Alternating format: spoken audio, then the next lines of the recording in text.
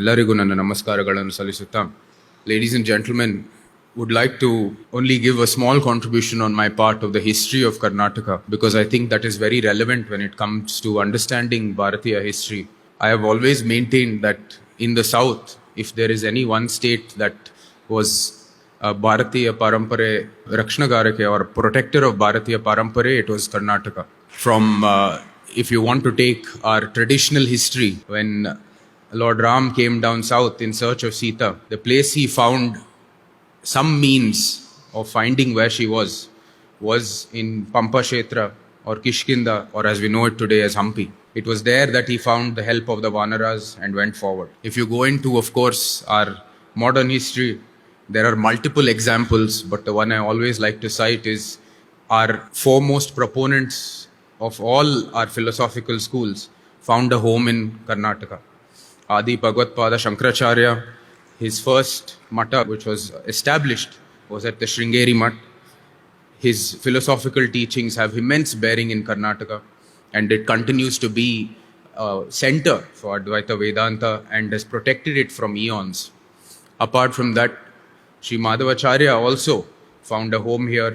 His of course, most famous temple in Udupi Sri Krishna, is a testament to that, and his philosophy endures many ways in Karnataka itself. Lord Ramanujacharya, proponent of course, the Sri Vaishnava tradition, found its home in Melkote, and then, of course, when the entire Sri Vaishnava tradition was threatened further down south by the many invasions up north, they found a home in the state of the Hoysala state, then eventually the Vijayanagara Empire, and also in the Mysore state as well. So multiple philosophies, and of course the most famous and perhaps one of the greatest contributions of Karnataka state are Guru Batswana, whose many teachings move towards social justice and upliftment of all sections of society, was from Karnataka itself. So at all times, Bharatiya Parampare, Bharatiya philosophy and Bharatiya culture has found a home and an origin in Karnataka. Of course, I need not mention that first, we were just reading yesterday, of course, the big Kashi Vishwanath and the Gyanvapi. Now the case is going and we've had many advancements there. But we were only heard now that it was one of the emperors of the Hoysala who in fact, donated an entire revenue from a village in the Hoysala Empire towards paying the jizya, or the tax that was put upon all the pilgrims that came to Kashi at the time of the Delhi Sultanate.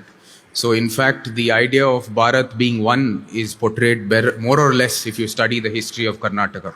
This tremendous history, of course, all of the temples in South India, if you see from the Vijayanagara Empire to the Gangas, to the Rashtrakutas, to my own family, have found much patronage from all of us. And together with the temples, the culture that surrounds it, and the fact that they are the centers of society, was promulgated and patronized throughout time. And Karnataka has always been at the foremost and the forefront, along with every Bharatiya, towards this tradition.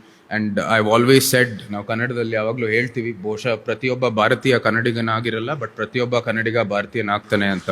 So not every Bharatiya is a Kannadiga, but every Kannadiga is definitely a Bharatiya. And I think that is a worthy ideal for every person in this country to follow. We of course come with a diversity of cultures, a diversity of opinions, and a diversity of means of which we follow our traditions. But at the end of the day, we are all working towards this Bharat umbrella. And I think in many ways this Samskar Bharati is doing this through this cultural milieu that they've brought together here so wonderfully in Bangalore. So my many thanks to all of you. ನಿಮಗೆ ನಮ್ಮ ವಂದನೆಗಳನ್ನು ಸಲ್ಲಿಸುತ್ತೇನೆ. ಅರಮನೆಯ ಪರವಾಗಿ ಮೊದಲನೇ ಮಗ ಆಗಬೇಡ, ಕೊನೆಯ ಭಾಷಣೆ ಕೊಡಬೇಡ ಅಂತ. ಯಾಕಂದರೆ ಅದು ಸಾಮಾನ್ಯವಾಗಿ ಆಗಲೇ ಇಂಥ ಒಂದು ಘನ ಉಪಸ್ಥಿತಿಲಿ ಇಲ್ಲಿ ಎಲ್ಲರೂ ನಿಮ್ಮ ಹೊಟ್ಟೆಗಳನ್ನು ಆಗಲೇ ತುಂಬಿದೆ ಇಷ್ಟೊಂದು ಮಾತಲ್ಲಿ. ಸೊ ನಾನು ಜಾಸ್ತಿ ಮಾತಾಡೋಕ್ಕೆ ಹೋಗಲ್ಲ. But saying that, once again, I wish this wonderful Sangama the very best, and I know that the cultural extravaganza that is here will be enjoyed by one and all. And as they rightfully say, it's not just for enjoyment, it's for our spiritual awakening.